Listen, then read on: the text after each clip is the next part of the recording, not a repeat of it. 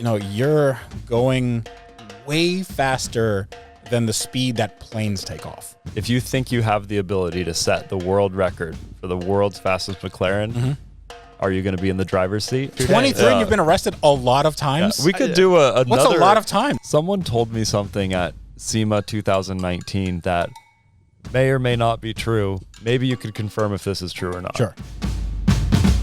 Welcome, everyone, to the Sent and Bent podcast here at the Wrench Everyday HQ. And next to me are the guys from Grind Hard Plumbing. And you might think this is my podcast, but it's not. It's actually theirs.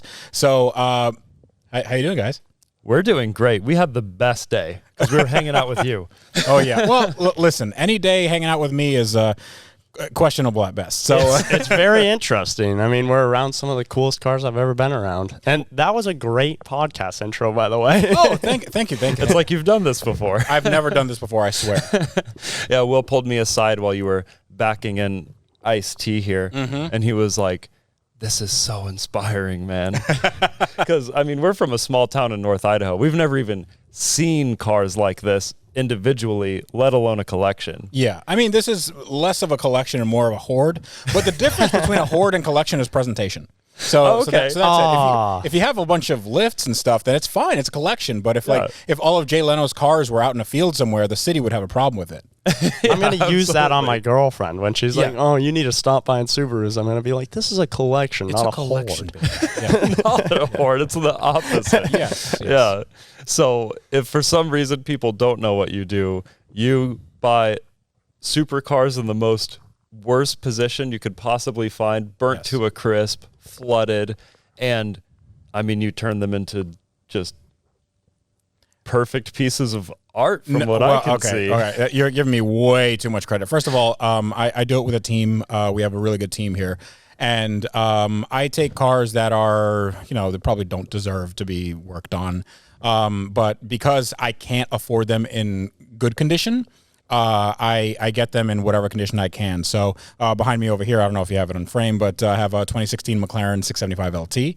And that was a pretty big build. I mean, the car was hit in the front and the back. It had carbon tub damage. It had engine damage. And then we fixed all that. We did a bunch of custom stuff. And then we sort of do that on everything here. So unfortunately, some of the cars behind me are not like mine, and we haven't built them yet. But most of them are. And I mean, we try to just have fun. No. So this car behind you right now, what would it cost retail? And then what did you get it for in its current state, just to like show the difference in price gap? Because it's pretty substantial. Yeah, I mean, so the 675 LT, they made 500 of them in the world for the coupe. And then I had, we also put a roof scoop on it, like a functional roof scoop. So a car like that, and probably, with some McLaren options and stuff, would be probably like $400,000 to $450,000. And I bought the car originally for $80,000. Oh, wow. Yeah, but then I have into it about, I want to say $240,000. Actually, like $275,000 with a new engine. So we have a new engine. It's a 4-liter. It's basically a stroker motor, and it's completely built. So it has a ton of torque. It does has 600 foot-pounds of torque at 3,000 RPM. It's great. When you just started it and moved it 10 feet, Will and I looked at each other just smiling. Yeah. It's the best sound I've ever heard. And it's crazy because I saw that car on your channel when it was all wrecked, and it used to be orange, right? Yes. Yeah, and it's just insane to see, like, there's no panel gaps. It's just crazy. Does it have a salvage title? Or? Yeah. So, okay. I mean, it has a rebuilt title, but it started off as a salvage title. And, but now, I drive it as much as I can. I drive it almost every day. Yeah. And, I can't really fit in the car all that well because it has these like crazy carbon bucket seats. But I like driving it. It's, if you put it in automatic, it drives like a normal car. And then you put it in sport mode and do manual stuff. It has pops on the upshifts and it has flames coming out. It's crazy. Man, that is so cool. That is so cool. And then your latest big project is to make the world's fastest McLaren. Yes. Did the idea start that way, or did you see the car and then decide what the story was going to be, or did the story kind of come as you were working on it? Yeah, I mean, like the best sort of YouTube stories usually come about because plans go awry. Like they always take a left turn somewhere. So with this project, for those of you who don't know, I have a 2016 or 2015 McLaren P1.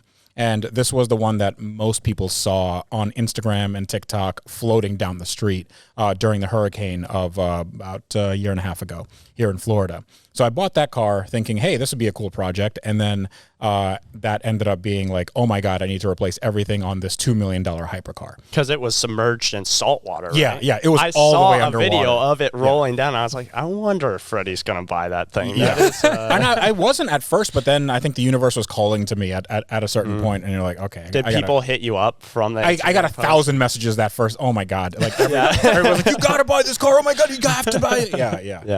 Yeah. Because you're the only one really doing it with that level of car. I mean, there's only 370 ish of these. Yeah, they're 375 cars, and then they had like some race car version. So they have the GTR version. I think they made like 50 or 60 of those. Wow. Yeah, it's a really, really rare car. Most people have never seen one. I certainly had never seen one until I bought mine. I've never driven one. Still haven't driven one. Yeah. And you know, I've been fortunate enough that people have like. They've like given me the keys and said, hey, do you want to drive it? And I was like, no, I want my first one to be the one I built. That's cool. Special. Yeah, mad respect for that. But it's also because I don't want to be disappointed, because if I do something wrong, I don't want to know. I was like, oh, this is not the way it's supposed to be? Oh, that rattle's not normal? Okay. You don't want to know how good it could be. Yeah, exactly. Yeah. So when you saw this, everyone was blowing you up, buy this, and then you ended up buying it. How did you get the bank to loan you money for a completely destroyed hypercar? So it's easier than you think. So I had a really good bank. There is a bank here that was essentially founded by one of the people I know. And I asked him, you know, he's pretty, this guy's pretty good with money. And I said, hey, do you know anybody who would loan me $500,000, you know, in like a few days? Because the auction was coming up. It had a $575,000 buy it now. And and you wanted to get it before I wanted to go, before it went to auction. So, you know, it no-sailed twice before at $400,000, like $400 and then $398. So nobody's going to pay $575, except for me, because I'm an idiot. So then I go to the bank and I say, like, there's also no way that I can do that I can essentially lie to the bank, because this is going to be such a public thing. So I just told them straight out. I said, can you loan me this amount of money? It's $575,000 for this car that had been underwater. Here's the pictures of it. Here's what I do. I'm a YouTuber. I rebuild these cars and whatever. This car, you know, the title situation is very sketchy, and that car probably won't run, and like we're gonna have to rebuild everything. And they were like, okay, really, yeah, it's that easy. And in 3 days, I had the money. 3 days, they got you half. 3 days from me asking, and then I did like a fight. Like the good thing about it is, so I put all my cars as collateral.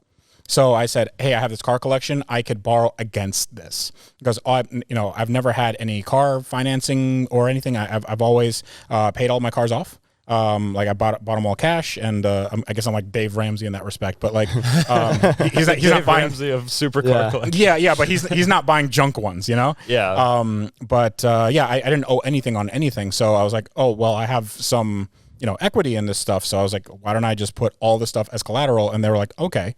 So, even if worse comes to worse, like, okay, I'll lose a few cars, but, whatever. A few cars or your whole car collection? What did the majority of it, like a good majority of it. Like everything that was clean and titled and done. Like all the fun ones, you know?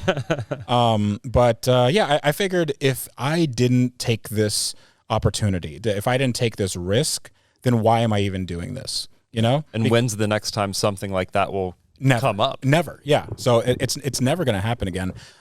So I figured, one of the reasons why I went for the P1 as quickly as I did is because a few years ago there was a Bugatti Veyron that went up. Yeah. And then that was the flood car. So that was I think like 10 years ago or something. It went into the Galveston Bay, and it was like this video that went viral. Like this was maybe very early YouTube or pre-YouTube. So this dude is driving this Bugatti Veyron, and then he just goes straight into the water, like big splash, everything like that. And the guy recording the video was like, "I'm pretty sure it's a Lambo, dude." Yeah, but it ended up being like this guy was just trying to commit insurance fraud because he said that there was a seagull that went in his way, and he went into the water, and then the video clearly showed that there was no seagull. So this car that had went into another saltwater, situation with the engine running, by the way, like into the thing, then that went up for sale for like $300,000, and then like it was very sketchy as far as like who actually owned it because it exchanged hands. Like people went to jail, and it became property of companies that now went under and then went into receivership. It was crazy. Didn't it end up sitting at like some dude mechanic's shop or something? So kind of. So it basically ended up being like taken into like a million pieces, like in a warehouse like this. Yeah. And then a friend of mine, Houston Crosta, he ended up buying everything. So he probably bought it for $350 or $400 or whatever. And so he rebuilt it. And I mean, he did a really good job. I saw the car. I've seen the car finished. Oh, it's driving around now. Yeah, it's driving around now. I mean, as far as I haven't seen the car actually driving, but I know that he's been like I have the pictures and stuff of like his custom interior, custom paint. It looks fantastic. It's really, awesome. really, really good. But for me, that was always the car that got away. It's like, I wish I could have got that because that would have been really, really cool. And then when this P1 happened, I'm like, holy crap, this happened 5 minutes ago. I need to get this car. Yeah. And arguably a lot more people, the P1 to me is a cooler car. Yeah. I mean, to me too. I mean, I guess that is a biased decision, but McLarens have always just been like, and the P1 is just based on Formula One technology. Yeah. They used a lot of Formula One stuff there. It's interesting that we had the Wheeler Dealers crew here the other week, and their mechanic, who is Mark Priestley, they call him F1 Elvis. He was actually like the team head for tech in McLaren F1, like their F1 division. So he knew everything there was to know, and that was like when they had like the big V10 engines going, crazy amounts of power. So I love when he gets to geek out on this stuff because it's like, oh yeah, we use this in F1 like for real. Yeah, and there's never been a car like it since. I think Aston Martin's trying to do one, but it's not real yet, right? Well, yeah, I mean, so the thing that I've thought about with these cars, so the McLaren P1 was part of the, as Jeremy Clarkson coined it, these hypercar holy trinity. So there's a McLaren P1, Ferrari LaFerrari, and the Porsche 918. And those cars were very significant, and because it marked a step forward in technology, and like that their hybridization was sort of the way forward. And this was, I mean, they started designing these cars in like 2010, 2011. So even though their specific technology was like, it's super outdated now, it just marked that these cars were sort of here to stay, and they made like a ton of power. They're super fast. They can still be lightweight, all this stuff. And now we see cars like the, Lamborghini Revuelto, which is like 1,000 horsepower. It's hybrid. Yeah, the Ferrari SF90, it's like 1,000 horsepower, hybrid. You have all these cars that, owe their successes, for better or worse, to these three starting points. And I think those were realistically the last significant hypercars that we have seen. Like maybe you could make a case for like the McLaren Senna, maybe, but it's one of those cars is cool, but you can't say it's pretty. I can say the P1 is really pretty. Like it's a fantastic looking car. It has a design made by the same guy who made the 675 LT, by the way, Frank Stephenson. So that design is timeless. Like you can release that car today and it'll look fine. Like it looks like it's a brand new car. It looks like it's made in the future. So I love that about the car. But, obviously rebuilding a car like that has a lot of challenges. Because it's fully carbon fiber, right? Yes. Everything on that. Everything on the car is carbon fiber. The only thing, save for the rear subframe, front subframe, those are aluminum. And, maybe some switches and stuff are like plastic. But like Everything else is carbon fiber. The dash is carbon fiber. The wheel wells carbon fiber. Everything. The suspension is aluminum, but it's like billet. Man, yeah, everything that's is crazy. It's crazy. Bespoke. For that car. There's a few things that you can, that they saved some money on, like. I don't know, the frame for the dashboard is the same as you would get on any other McLaren. So you can buy that on eBay.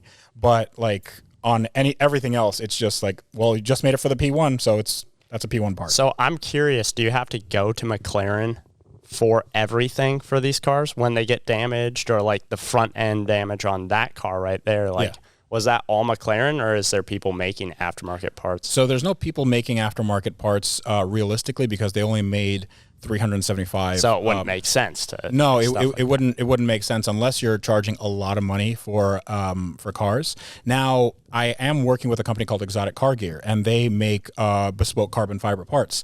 And they did, we did come together and make a body for, my car. So my car, I'm not just doing a stock body, I'm doing like a modified body. So we're doing the P1 GTR body, which is 2 inches wider in the back. But the P1 GTR is a race car, so it has like a fixed wing in the back, and I didn't want that because we want a lower aero profile, meaning that like when we go really, really fast, we want the car to be slippery. We don't want to have like a big, fixed wing that's gonna, increase drag. So the road car has a wing that like retracts into the body, so we kept that. So basically, it's just a regular P1, just slightly more aggressive. And we made that also in exposed carbon, because I felt like even though I'm rebuilding this car, it wasn't enough of a challenge. So we decided, so we were like, why don't we make this like impossible to paint? Was that really? You really thought it wasn't enough of a challenge? No, absolutely not. I was just like, hey, no, this is an incredible challenge. No, I thought like, okay, maybe it'll look really cool if we do this, and then. I got it into my brain that like, okay, I can't have the car without this now. So we're going to have an exposed carbon, but it's also going to be tinted. So we have a candy that goes over it. So it's going to have a solid color, but under the color, you're going to see all the carbon weave. Ooh, that is so nice. I know we asked you earlier because we're going around your shops and we see carcasses of burnt cars. Yeah. You're like, yeah, we're going to rebuild this one. We're going to rebuild this one. We're going to do this with this one. We're going to do this engine and this one. And I'm just looking at the wiring harness and the burnt crisp of a chassis. Yeah. It would actually be easier just to build your own car from scratch, right? Yeah, sometimes, yes. But other times, like, I think it's like a ship of Theseus thing. Like if you start replacing parts, if you replace every single part in a car, like, is it still that same car? Yeah. But like, I think so, as long as the essence is still there. But I like starting with, like, for me, the story is really important for a car. So if you start with something where people go, there's no way you can rebuild that. Like, there's no way that can be a usable car anymore. And then you rebuild it and they go, oh my God, like we went through this journey together. And, and now I understand that like it's possible. And of course you bit off more than you can chew, but like, it's great that, we all kind of did this together. There's more story there than just starting with nothing. Yeah, but then again, how do you like for YouTube? How do you package something like that? It's like, hey guys, I'm making my own car. Like what? Like okay, I'm just making my own. I'm going to design it and stuff, and then like that gets really really geeky and nerdy. Versus like I just bought a car that was underwater and it cost $2 million.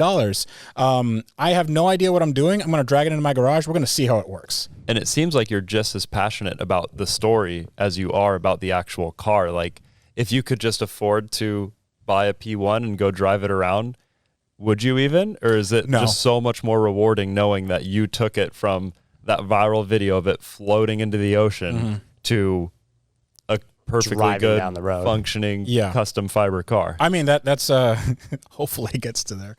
But yeah, my thing is like, even if a lot of people say this, why don't you just buy a car? Like, why don't you just buy a used car and whatever, and just keep it in your garage or whatever? And I'm like, that's not the point. I like me learning how this car is put together and how, you know, we can take it apart and make it better, and, you know, talk to the engineers that made it, and, you know, share this with people because they've never seen the bones of this thing. Like, that means more to me than like buying the car. Like, I don't really care that much about, you know, the driving experience is great. That's fine. But like learning and sharing and all that stuff and making a story that people can identify with and people can, you know, get excited about, that's what I really want.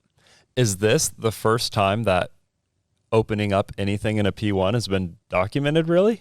So there's a company in the UK, and they're called Lanzante. So they do primarily like road car conversions of like the GTR race cars. So they have, every once in a while, they have open houses where they have like these cars in various states of disrepair, so you can see them in carbon tubs and, you know, the bodywork off and the engines out and stuff like that. So it's kind of cool, but they don't document it on YouTube. They're certainly not fixing flooded ones. Yeah. Yeah.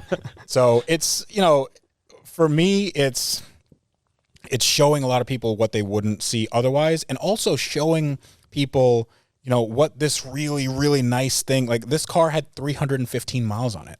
Like it was supposed to be the standard, like the benchmark for the high watermark for values of this thing. Cause like it sold for $2 million, and 10 days later the storm hit. You know, so the guy had it for like a week and a half. Oh, it had literally just sold. Literally just sold. How did this $2 million car get swept out onto the road in a flood? Where was it? So it was around the Naples area in Florida, and the guy had it in his garage. He had this really nice house, you know, close to the beach, and then the storm hit. What's interesting is that storm, you know, people usually say, oh yeah, you can see storms coming from you know, a week away. 24 hours before that storm hit, it was supposed to hit way north of there, and then it just made a right turn, and then it started decimating that area. So, and then like this, it wasn't like the winds and everything, it was the storm surge. So they had like 9 to 11 feet of storm surge, which is like the first story of your house, you know? And like his house was, I don't know, 3 or 4 stories. It was a tall house. But he was home. He was home the whole time. It's not like he left. He was there, you know, and he was making like all the videos you saw. Those were his videos. So it was probably valuable for insurance reasons. Like, hey, this is not my fault. Yeah, of course. I mean, like, listen, if the car's, if you live in a place where, you know, it's right near the beach, and then a hurricane comes, like, all right, they know that you didn't intentionally Insurance do it. isn't going to give you any trouble. No. But so what happened was it was in his garage next to his Rolls Royce, brand new Rolls Royce Phantom. And then they both got, like, the storm got so bad that it went into the garage. There's a video of it, you know, with about waist high with water, and the alarm's going off. It's, you know, it's like crying for help, like, help me. And then it gets swept away outside. Like it burst through the garage door, and then, you know, next thing you know, it's like it's outside by a tree, just getting, you know, knocked into and stuff. And it went like 500 yards from there. Just went down the street, and then ended up on what a lot of people think is a toilet. I think it's like an outboard motor. It kind of looks like a toilet, but it's huge. I'm like, this is a toilet for a giant. But it was just like perched on this outboard motor, and then you know, later on it was dragged onto a flatbed, and, you know, that created a lot of issues for me because I could ripped a bunch of the carbon fiber out. So I had to fix that. And then, it went to Copart for like 3 months or something. So, you know, saltwater loves to just sit without being cleaned. And then I bought it. I'm surprised that for these really high-end, more expensive cars, Copart doesn't have like at least just pressure wash the thing and put it in a covered area for something that valuable. So they did have it in a covered area. They had it in one of their warehouses that just had that car, and then the Rolls-Royce Phantom that was in that garage. Oh, the same. Yeah. So okay. it was literally, I mean, it's not as big as this shop, but maybe half as big, and it just had those 2 cars in there. So they did like put it in a different place, and they gave me a like a box full of the stuff. So they had the key, they had the owner's manual, all that stuff. And yeah, then I went to go see it, but it seemed like they hadn't, I don't think they had pressure washed it or anything, because I was pulling twigs out of the intake and all that stuff. Oh, wow. Yeah. And I mean, they also don't do like too much work to, like, it doesn't make sense for them to do that because, you know, who knows, somebody can break it, and, you know, there's a ton of people working there, and people like steal stuff. You know, somebody tried, I don't know if it was at Copart or the street where it was just left, you know, on the toilet looking thing. Somebody tried to steal the center caps. So all the center caps had pry mark, like 2 of them were missing, and all of them had like pry marks on it. So somebody's trying to steal the center caps. I can't imagine a center cap for a P1 is very cheap. Yeah, it's actually not that expensive. Yeah, really? Yeah. I mean, you can get a set for like $100, $200. Oh, like what? That. Yeah, it's not that. It's a piece of plastic. Like, I mean, you know, they made them for all the McLarens. They're not anything special. Maybe Forever took it. It's like a memento. It's just a cool thing to have. Yeah, but like it's also not a cool thing to do on a car that's not yours. You know? Yeah, like, for sure. If I go, I was like, hey, I like that car. I'm gonna take the hood emblem. Like, why would you do that? Yeah, I think it's like that broken windows theory. Like, you know, if you go in a neighborhood but all the windows are broken, it's like, oh well, nobody cares about this, so I guess I can also break windows. You know? Yeah. Mm-hmm. Same as graffiti. You want to clean it up right away. Otherwise, people are like, oh, this is a place I can do graffiti. It's the same thing. Yeah, I can defecate on the street here. That's This is the spot right here. Yeah, I don't have to go to the bathroom. Bathroom's right here. That is awesome. So a big reason why we started the Sent and Bent podcast is to just network and talk to awesome people like you, but also to just get out. I think a lot of podcasts focus on like the specific, the tech talks, but like you, we're most impressed by stories. Yeah. And really on the Sent and Bent podcast and its core is just telling rowdy stories. Oh, like, nice. Things like only this would happen to me type stories, you know? So I don't know if you have any of those that you hadn't told on a podcast, but only this would happen to me. So what's interesting is that I am really boring. Like, I am extremely Clearly. So all I do is this, and then I go back home, and then I edit, and then I come back here, and then I work, and I go back there and edit and sleep and eat sometimes, and that's it. That's all I have to do. But like, I mean, we've sailed that car off a track called Thunder Hill. It's basically like, you know, Laguna Seca where they have the corkscrew. So Thunder Hill has that. That is like the Thunder Hill. I did not know that was a feature of the track. So I was doing a sighting lap, going way too fast. I was unfamiliar with the car, unfamiliar with the track. I was doing about 80, and I flew right off that thing. I thought I caught air, 4 tires off the ground. And I thought, oh my God, I just destroyed this car. Like and this was for filming for my show Car Trek. And I was like, oh my God, I think I just stuffed this car, and we hadn't even started filming for that day. And but the car was fine, just gave the grass a little cut, and I had to, you know, clean the crap out of my pants, and then you know, we're good to go. But that was good. Like, that was an off. So like, maybe that was, you know, that was rowdy. Definitely, like, if there was a wall there, totaled full airbag deployment, all that stuff. But like, I'm not the kind of guy. I'm very cautious. I'm not the kind of guy to send it, you know, like, you know, into the unknown without, you know, torquing every lug nut and then making sure that the tire pressures are good. Is the exact opposite of you as well. Exact opposite of me. Yeah. That is so funny. Will's a menace. Everything he drives, like a tire falls off or like. Yeah, I am paranoid about, like, so when we were installing these lifts, these bend pack lifts back here, I am really paranoid about anybody getting hurt, especially like under lifts. So whenever we have lifts, I have to like make sure they're on the locks, then make sure there's nobody underneath them or like, you know, operating in an unsafe manner. That kind of stuff. Like, I start getting like real anxiety because I'm like, oh crap, you know, I could hurt myself. I can, you know, or worse, somebody else can get hurt. So yeah, I was never that kind of dude that wouldn't like check everything. Then how did you get so into the world's fastest cars if you're so risk adverse? Because I always liked them. I mean, like you guys, I watched Top Gear, and I was like, I just want to do that. So I became an automotive journalist, and by just basically asking for everything. Like, I nudged my way into everything. So, you know, I started writing for Jalopnik, and then getting into, you know, car reviews, and then doing press cars and on all that stuff, and then getting into YouTube. But like, I was never the guy that would like hang the ass out of a car, you know, at 10/10ths, and then, you know, be able to talk about it. Like, that's not me. And I never wanted that to be me, because I'm like, I don't want to drive a car as if no one in the world loves me. You know, like, I want to make sure that like, hey, you know, I want to come home to my kids at night. So that's my big thing is like, I don't want to do something that's really, really avoidable. And then it has some big repercussions, you know? So if you think you have the ability to set the world record for the world's fastest McLaren, are you going to be in the driver's seat? No. I mean, I'll try to do, you know, 200 something. I'll try to go above the manufacturer's top speed, which is 217. But I'll try to do that, but I'm not doing the world record. So who we have to do that is my friend Ben Collins, who was a Stig in Top Gear. And, you know, he's become a pretty good friend of mine over the last, you know, year or two. And we're going to try to rent out the Cape Canaveral test track, which is a 3-mile long runway where the space shuttle landed. And it's about an hour from here. That's the perfect spot. Yeah. And they do car testing there. So like all the cars that do 300 miles an hour, all that stuff, the McLaren Speedtail that does 250, they tested it there. So, you know, it's a good test spot.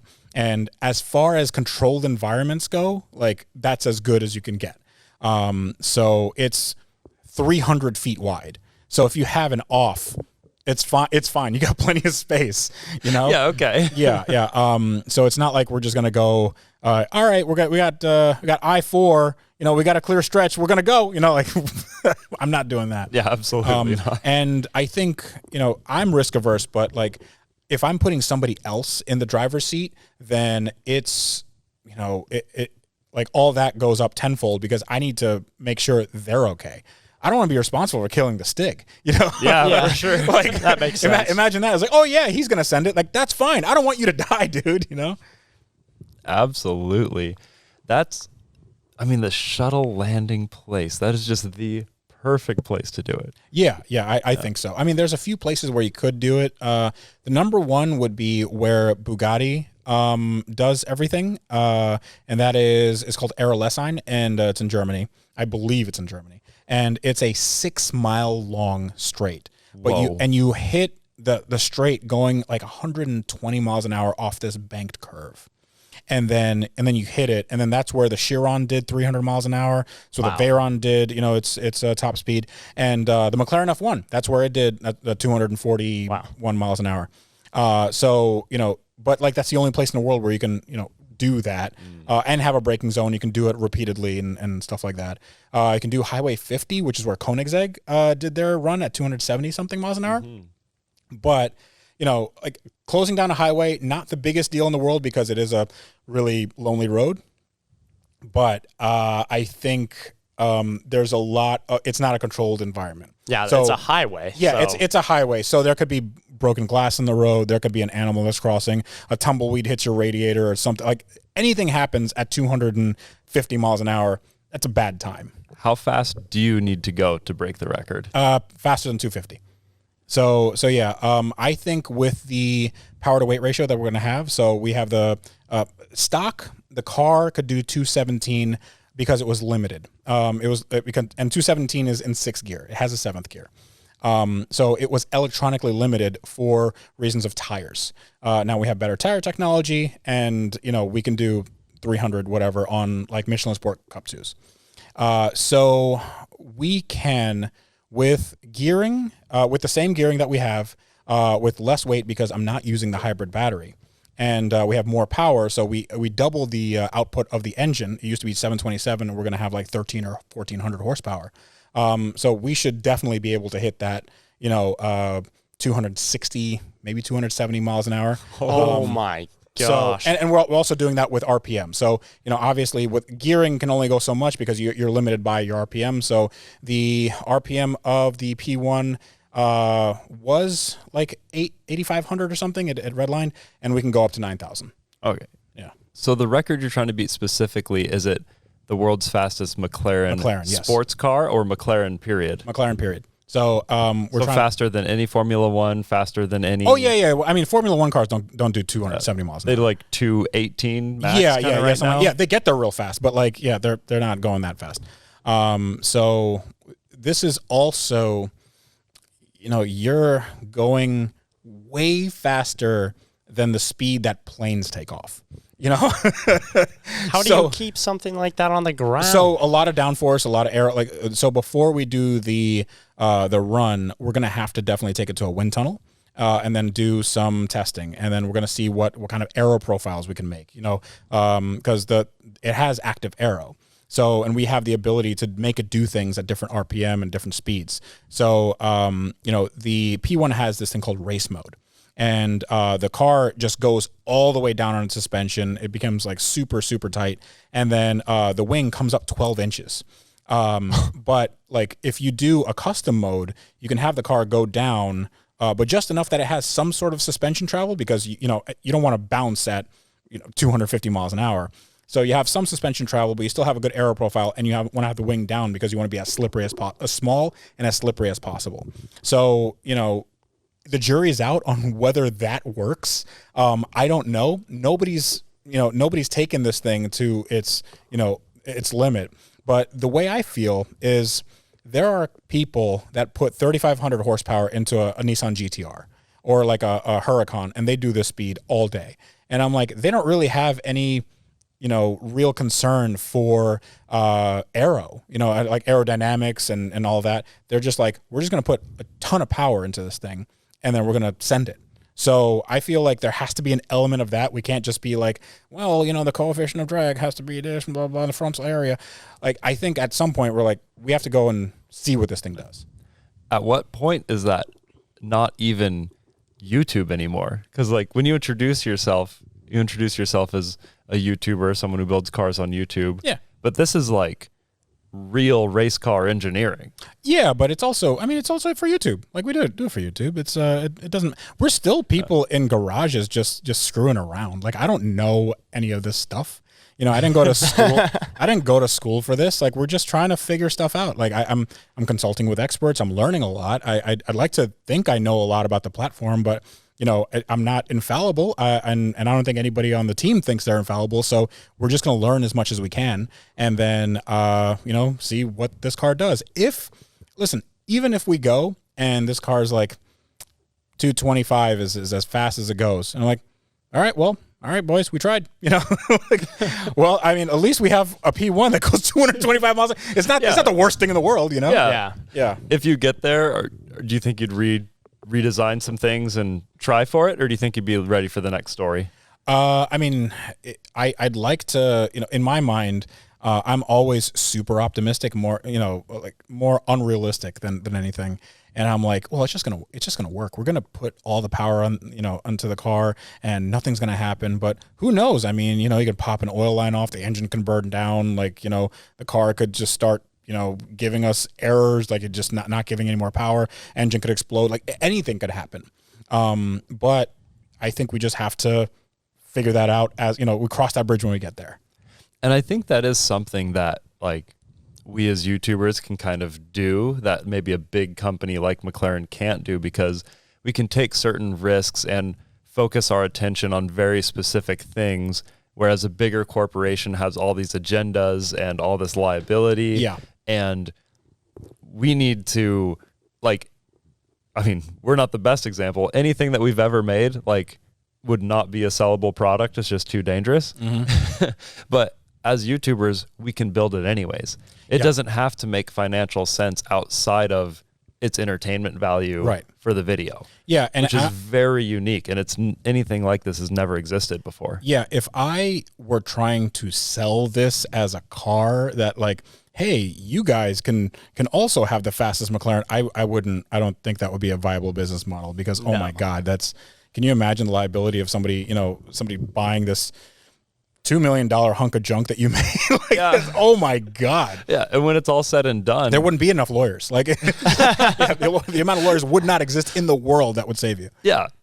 Even our little 450 Barbie Jeep, like we've all rolled it and gotten extremely lucky that we haven't been injured. Yeah. But if you sold that to someone as a product and they're like, that would be insane. I would be the first person to be like, hey, you need to stop. Yeah, you'd call me up and be like, stop right now. Okay, man, we're dreamers. But the dream has gone too far. Yeah, you need to wake up, dude. Yeah, it's really amazing, like how many people send us DMs though, and they're like, "Can I get one for my daughter?"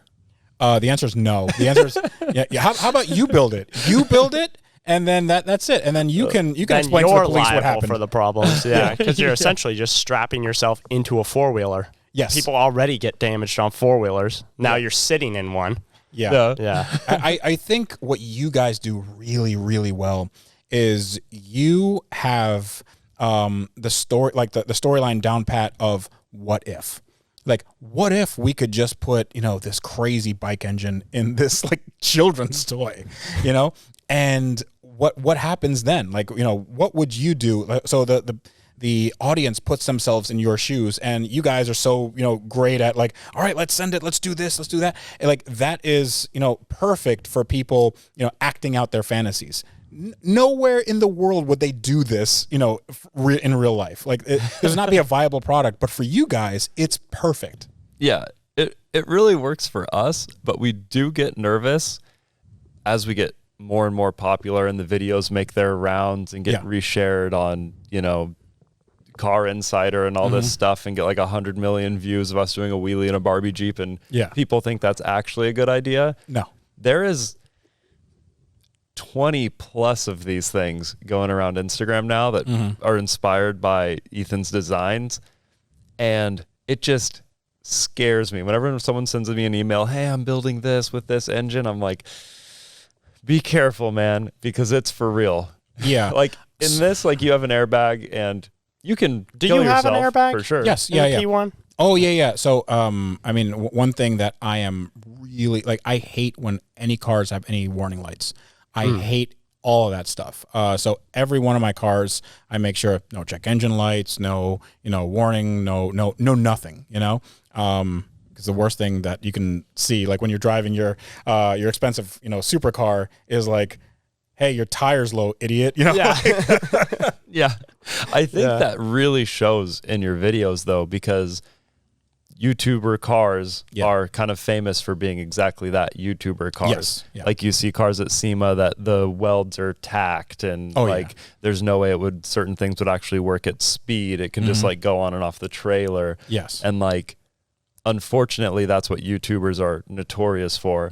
But just from watching your channel, even before we got to be here and see the cars in person, I mean, you can tell that things are dialed and they actually work, and that you trust that they'll work. Yeah, I mean, as much as we can, because I can give you a laundry list of stuff that's wrong with all these cars. Like the one of the taillights went out in the McLaren, and it's just bugging me because every time you press the brake or the left turn signal, then it says, take it to McLaren Service Center. You're, like error with left tail. I'm like, it's because McLaren made this design and it allowed water to get in, and it's just a stupid LED strip. It's a 12-volt LED strip, and I'm like, I just need to take it apart, resolder it, and it's fine, or I can just buy a new one for $500. But like, I could just open it up, really, really quickly and fix it. But it's just stuff like that, and like, oh well, this window isn't as like it doesn't seal as well as I wanted to, so like let's spend an entire day trying to fix it, or just spend a lot of time, trying to get panel gaps right on a car that, one panel is fiberglass, the other one is carbon fiber, the other one's aluminum, and they never meet well, I'm actually really curious because YouTube kind of promotes getting projects done quickly. Yes. How do you build these cars like to the level that you're building them for YouTube? I don't understand. It takes, it's very slow. It's a very slow process. That's why my consistency has not been great. And I will obsess over minute details that people won't really pick up on. And they might not watch. They won't watch. Yeah, it's not good for YouTube. Yeah, correct. So like, it's just for me, because I know if I'm putting a car together and I cut some corners and I'm driving the car down the road, it's going to be in my head that this car, needs an alignment, or it needs like some framework or whatever, and like you can sort of kind of make it work for a video, and you're like, oh my god, this car's so fast, but then you turn the camera towards the gauge cluster and it's lighting up like a Christmas tree. So it's there's a balancing act that you have to do. But I try to go more for quality, and when I say I mean the team that we have here. So we have me, my friend Jack, who helps me along with this. He's a really, really good body guy. We have Rex, my detailer, who's he's just this amazing person that, we have so many cars that he keeps super clean, and I just dirty them up because I'm an idiot. We have Tommy, who's awesome with the videography side of things. So I used to do everything myself, and now he's also editing on the second channel. And then we have lots of people in the background and helping out where they can. So it's it takes a village to do all this. It's not just me tinkering and I go, hey, I got 30 cars. Let's just take one out for a ride. Is that how it started though? Just you? Yes. Grinding away? Yeah. What car did it start with? So I had the one that really blew up my channel was the Lamborghini Gallardo. I had a 2008 Lamborghini Gallardo Spider. It was a twin turbo, and I bought it as it was the biggest project I had ever done, and it was fire damaged. And I bought it from eBay, and it used to be a Copart car, and they got it sort of running and driving, but it never, it wasn't really running and driving when I got it. So I got that car, and I wasn't in the shop or anything. I was in my 2-car garage. That was about 15 minutes away from here. So I did it in my garage, and my channel blew up. It went from 150,000 subscribers to 500 in 3 months. And nobody had done a real homebrew exotic car build before that. I know that other people have been doing some rebuilds, but they're on Camaros and stuff. Nobody had taken on a Lamborghini. And then after that, 6 months later, every YouTuber was hey, I got this Ferrari from Copart, and I got this, and I got that. So it's that craze started happening because people saw oh, this guy's doing real numbers. And back then I was to get 100,000 views was a big deal. It was a really big deal. And then these views were 400,000 easy. The first video got millions of views, and then it was 400, 500,000. I'm holy crap, I can actually make a living off this. And that story is so much more interesting, and that's probably why. It's not necessarily the car, it's the story of this burnt to a crisp Lamborghini is going to be a Lamborghini again. And you tell that story in a really interesting way, and each video has a full story. Yeah, and I tried to, I learned a lot, and I learned a lot about what not to do. I burnt out pretty quickly because I was I need to have a video out every day or every other day or something like that. And, I was just working out of my garage at home. So I would wake up, go to the garage, turn on the camera, work, and then go edit it, go to sleep, put out a video, then do the whole thing over. And then I'm I don't know what it is I can do because I'm learning on this car, but also I have to be solving actual problems with this car that, it was built by somebody else. It had a turbo kit that was really badly done. So I had to redo the entire turbo kit, and I don't know anything about that. It has a Cyvex standalone engine management unit. Didn't know anything about that. And the car itself, it's the most expensive thing I'd ever worked on. So getting parts was pretty hard to come by. And then everything else was if you needed a part, you needed to get it from Italy, and then that took a long time. And I couldn't afford to do that because I was I need to make money. I need to put out actual, videos on this car. So you had a lot of filler videos. You're I would put out stuff where, I would just talk about things for a while, and it would just drag on. And people would watch, but then a lot of people were oh, you're milking this. And, to an extent, I absolutely was, because this was the most money I'd ever spent on a car. Mm-hmm. So I need to, because otherwise it doesn't make any financial sense. Yeah, you need to milk it. Otherwise you'll go bankrupt and the videos will stop. Yeah. And I think the idea of people saying, oh, you're milking this, it just means that you're not as far along as you should be in their eyes. Or it's you're kind of floundering a little bit, you need to make some more progress, which is fine, which is fair. But I do like people saying that about this P1. I'm okay. I mean, like, you can have a faster P1 build. It doesn't matter to me. I'm going to go at my own pace. Yeah. Because I do love people that have never even seen a P1. They tell me how to put mine together. So yeah, that seems to happen a lot on YouTube. Yes. Yeah. I'm sure you guys get it. Yeah. All the time. Why didn't you do this? Like some guy that's been fabricating for 3,000 years. He's like a soothsayer. And like, did you know that your weld is subpar? Yeah. I think too, you should feel bad. There's maybe like most influencers kind of show themselves as having more money than they have. Yeah. So I think a big part of it is people thinking that we have a lot more money than we actually have. Like saying you could finish the P1 faster, just buy that part. You don't need to make it yourself. Oh yeah. But it's like, no, $500,000, that's a lot of YouTube videos to pay that loan off. I had to get that from a bank. I didn't have that money. Yeah, exactly. Yeah, like I was hoping that they would say no so I wouldn't have to do that. But yeah, what's interesting is that after a certain point, and I reached that when I was when I had my Gallardo. When I finished that and then I got into other cars that were, around that sort of echelon, like this McLaren 675, people start forgetting that you came from like you were in your little garage trying to make ends meet. And then if you have some sort of modicum of success, then they go, oh, well, must be nice. Must be not, I have to work for a living. And I'm like, well, I haven't slept for 3 years. So it's like, I don't know. I haven't had a day off in like God knows how long. But I think it's just like people see, like this behind you and they go like, well, you got that YouTube money. And I'm like, all I do is spend money. Like the only money I ever spend is on cars. And this is for the business. And that's it. Like I go from here to my house and then back and that's it. I don't go, see the game with my boys. I don't, like, oh, let's take a day off and just go off somewhere. Like I don't do that because that doesn't exist.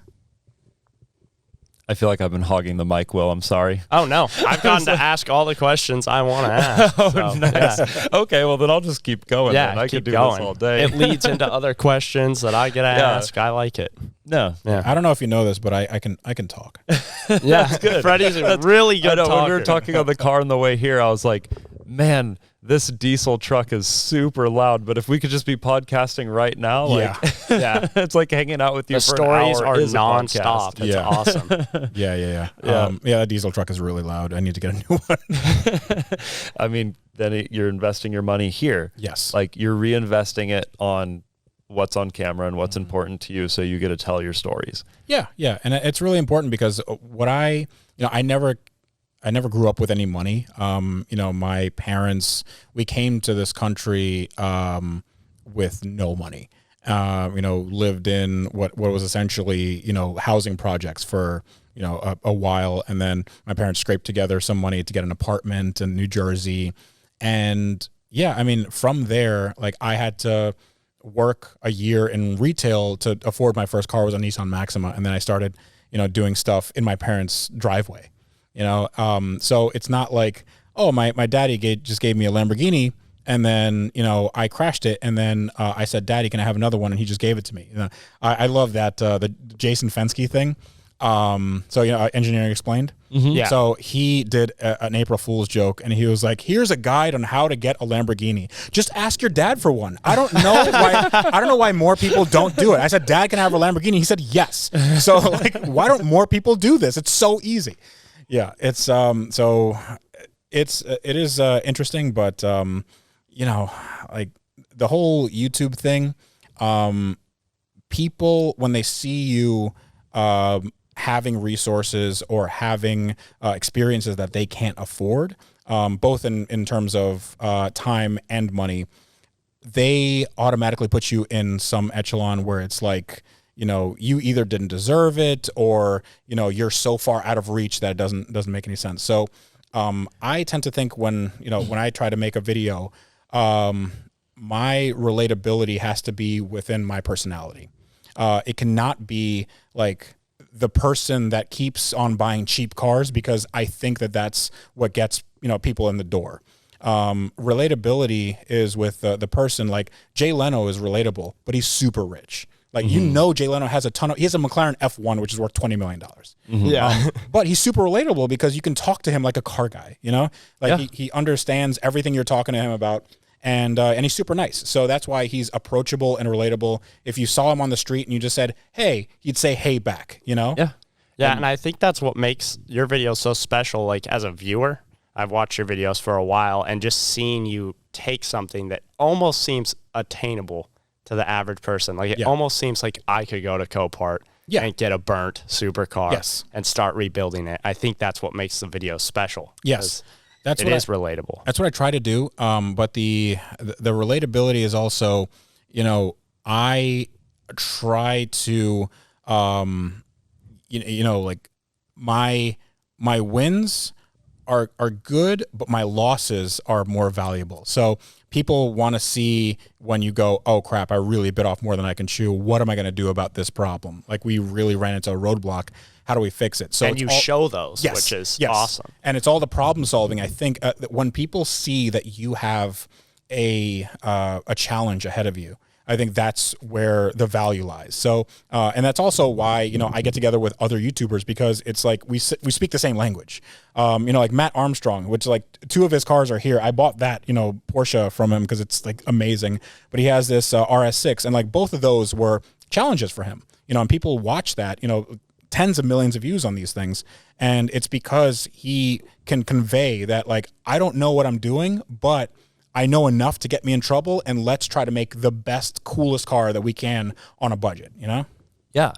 I want to go back a few steps there when you were talking about maybe a fan of the show or someone just tuning in thinking like, oh, this guy's, you know, wasting money, like he's loaded. I think a car like that, or most of these really, it's such like a luxury. It's such a, like, people associate it with vanity or greed, but it's crypto. It's yeah, exactly. Crypto too, especially, I mean, that color, that blue, like, you know, it's a little crypto-y. Yeah.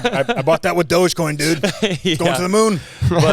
But you know, it's if you just see something on the internet, you see a picture on Instagram, you see that car, you know, you step out of it and go into a gas station or something, like, you don't know the full story. No. They don't know that your P1 engine is going to be turned into something for a charitable project. Right. Like, Yes. I don't know how much you've talked about that publicly. Yeah. But We're turning the engine into like a thing that we're selling for charity, into like a table. Yeah. Oh, Yeah. really? So it's like, you're going to have a P1 engine table? Yes. And we're going to sell that out. Oh, that is Yeah. awesome. And especially gonna be that bidding. car. Yeah. That first is bid, you have very- to sell a couple WRXs to Yeah, get I into guess. action. Yeah, I'd do that. Yeah. But there's also the other side of it too. There's, like, this is maybe something that people dream of doing that they feel like they can't have. But that's why watching your videos makes them so happy. Sure. And I think that's why, you know, they watch your videos, because And that's the massive majority. because they live vicariously through you. Like, In the YouTube world, I see so much more positivity and love towards, they understand how much work it is. What both of us do. Yeah, I mean, to an extent. So you know that you can't put every second on YouTube because it doesn't make sense to go over, like, if you're making a bracket or just trying to, you know, fabricating something and it doesn't turn out right, like, you just lost a day, you know, or like 2 days or 3 days or whatever. Like, that's not something you can put on YouTube unless you can, like, make a story around it saying, like, here's how long we worked to get this one thing going.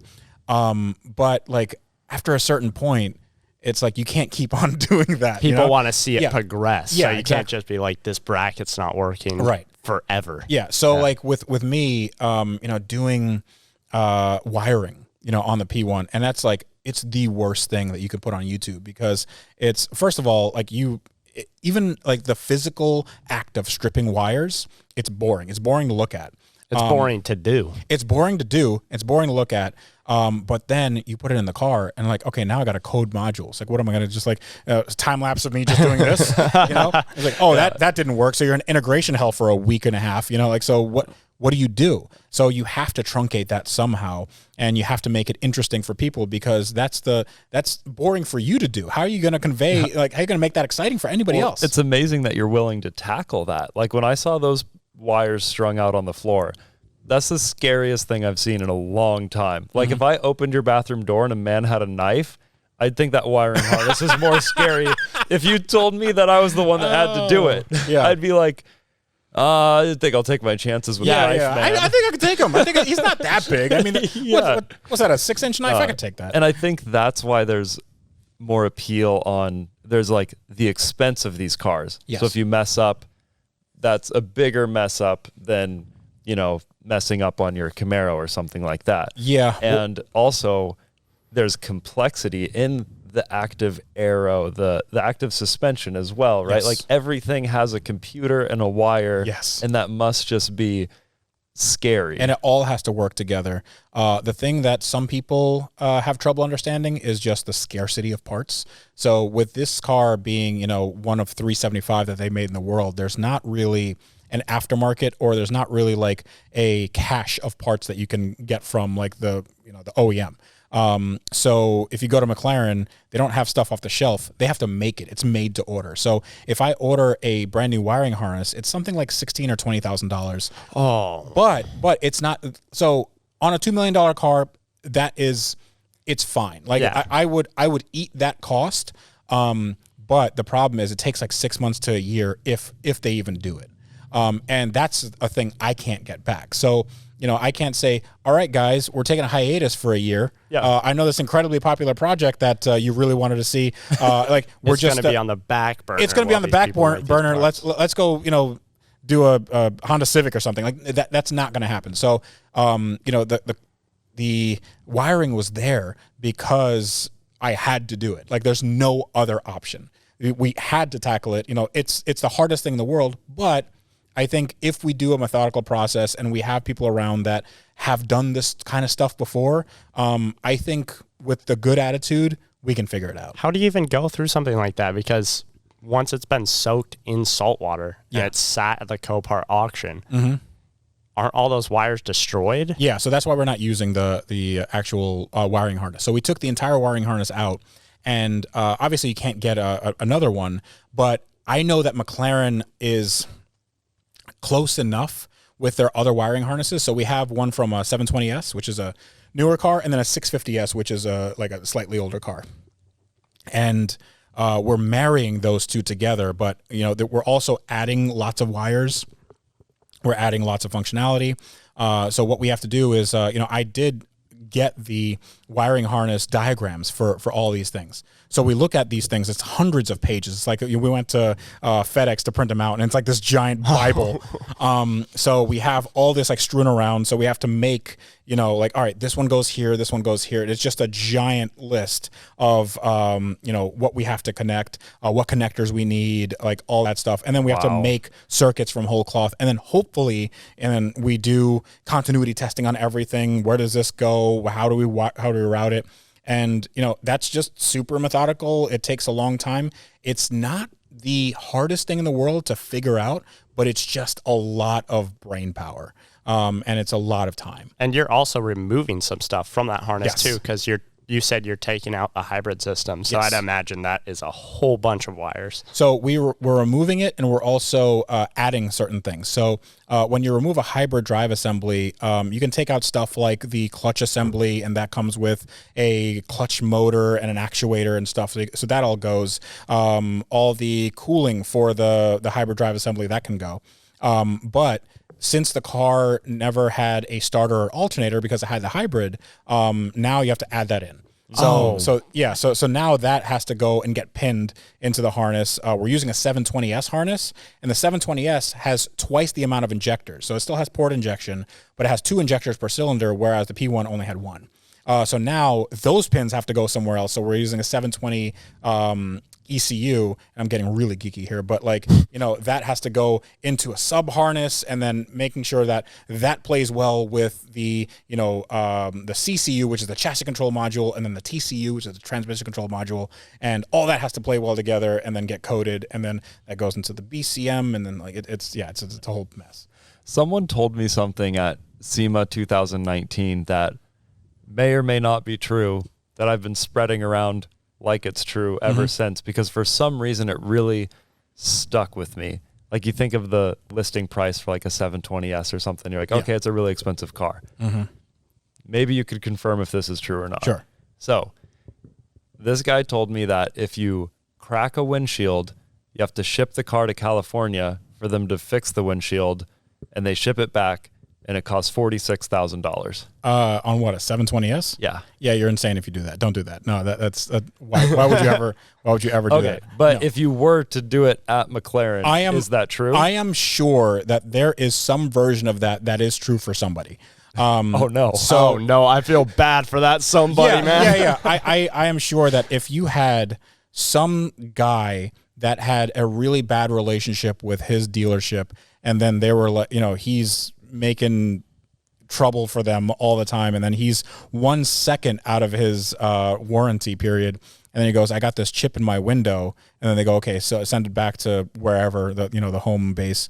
And yeah, it might, maybe, I mean, I've heard of crazy upcharging for things, especially with McLaren. Like, I've heard of an annual service costing like $8,000, which is stupid, because it's just, you have your fluids and your filters, and like that should cost maybe like $1,500 to $2,000, something like that. But yeah, I 46 grand seems stupid. Was he the kind of person that, like, did he own this car? He owned a few of them, yeah. Okay, so was he very happy about that price? Or was he's like, hey, you don't know what it's like, because like, I think he was saying, like, he's talking about insurance and how sometimes you would have to just pay for things out of pocket because the insurance would go up so much on your collection, kind of. Okay, well, if you crack a windshield, it shouldn't be $46,000. That's not, you can buy a McLaren for that. Like, you can buy a 12C. You can buy a really crappy 12C for like 50 grand. Really? Yeah. I know my next car, man. Maybe Grind Hard could afford it. We could afford Well, okay. McLaren. When I say 50 grand, I mean like the worst one in the world. I mean, Okay. Yeah, but we bought the worst McLaren in the world. We actually there we go. did just buy a couple cars that it seems like every single car person hates. Yeah. We yeah. just did a auction Sweet. for 2 Humvees. We got a Ooh, turbo those single 2-door truck and a non-turbo 4-door. This sounds like Freddy hates them too. What do you think about that? I love crappy cars. Like, they're the best because they have personality. They have so many flaws. It's like, it's just finding some, like one of your buddies, and then he's just falling on his face all the time. He's drunk. That's a Humvee. Yeah, that's basically a Humvee. Humvee. It's like, can't do anything right. It's like, how do they put the military in this? Like, how does, yeah, but apparently, they can handle a punch, But I love it's a very iconic car, the Humvee and the H1 and H2, but like that car, it's so poorly built. It's such a turd. It just drives like absolute garbage. And we just bought 2 of them, man. Yeah. And we've never driven one or like hardly even been close. And now to we're one. going to drive them from the auction back to Idaho. You should watch Weston Champlin's video where he tries to drive one across the country, and he just makes it like, I don't know, like a few hundred miles or something like that. And he's like, I hate this. This is the most hateful car ever. He's like praying for this thing to break down. Yeah, I have seen that video, and that's why we decided to do it, because it looked like so much fun. And Ethan's just been obsessed with them forever. But yeah, when I watch that video, I don't think of like, wow, what a miserable thing to try and avoid. I think, how can we make it even more miserable? Yes. So that's why you do YouTube, and that's why it works. Because we're dumb. Yeah, because I have that same thing. I'm like, that kind of looks like fun. I don't know. Like, and it's one of those things where it's fun when it's over. Like, when you're in it, you're like, why did I choose to do this in my life? But then afterwards, you're like, that was kind of fun. It makes the best stories. We almost hunt misery. Yes. We look for it. Well, the good thing about YouTube is you can monetize your misery. So That's nice. Yeah, like, so let's say you go out and you have this new build, and then the engine explodes. That's a video. That's a video series for you. You can now monetize what it takes to, make this negative and turn it into a positive, hopefully. So most people can't do that. If I blew the engine on this thing on camera. Like this had 3 holes in the block. Oh, this has gone through an engine. Oh, already? yeah. So I mean, from that we decided to. I took the car up to Cannonball Garage and we built a built 4-liter. It was a 3.8 originally. So we built a 4-liter and in a week, and then we trailered it to Jay Leno's garage where he reviewed it. So that became part of the car story. Like we finished this car, it took 2 years, and then the engine blew. Yeah, yeah. It's like, how do we fix this? And like now, but we're gonna fix it. We're gonna make it better, and then we're gonna take it to Jay Leno, and then me sweating my ass off, trying not to be as nervous as I can be.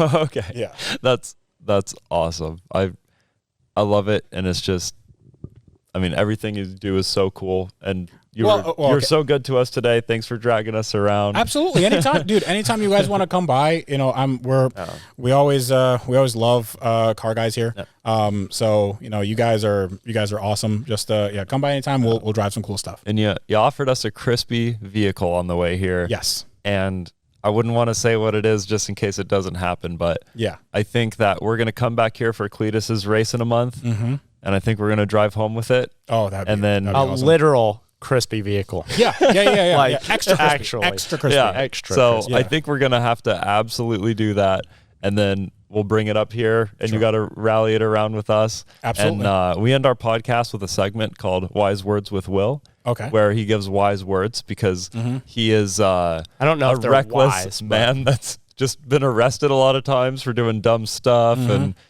he just pretty much. How old are you? I am about to turn 23 in like 2 days. 23. You've been arrested a lot of times. We could do another. What's a lot of times? You want to do another podcast in the morning and just okay, maybe just you and Will just see what happens. Call that one the Hangover. Yeah, let's do that. The morning after, after all your Florida experiences, I figure you probably have a different wise word. Yeah, I mean, I think my wise takeaway from this is to just go after it. Like Freddy goes after this and just. I mean, he came from nothing. What did you say your first car was? Like a Nissan Maxima. A Nissan Maxima to a P1. I think you should just really go for it and try to do whatever you want to do. Honestly, this trip has been really inspiring, especially today because we don't have a lot of people doing YouTube around us. And so it's hard to get that extra push to go the extra mile besides our own just ideas and fun seeking. But seeing all this and knowing that we're kind of doing the same thing. You are absolutely, dude. You guys are killing it. What are you talking about? It's just crazy. I guess that's another thing that YouTubers do. They just they downplay their own achievements. But no, you guys are absolutely killing it. Yeah, you guys are great. So I feel like you're so wise. You want to do wise words with Freddy? Sure. I guess whatever you do. Make sure it's something you love, and that's it. Awesome. I love it. I think we could end it there. That was a good wrap. And I think that you did such a good intro. You should also do the outro. Okay, so if anybody out there is watching this and not subscribed to this channel, you should definitely do that. That is called a call to action, ladies and gentlemen. And you should definitely subscribe to the Grind Hard Plumbing Co. channel, not only on YouTube, but on Facebook and Instagram and all that stuff, because they have really, really good stuff coming up, and you should see all their back catalog. It's awesome. Thank you. There you go. Bye-bye.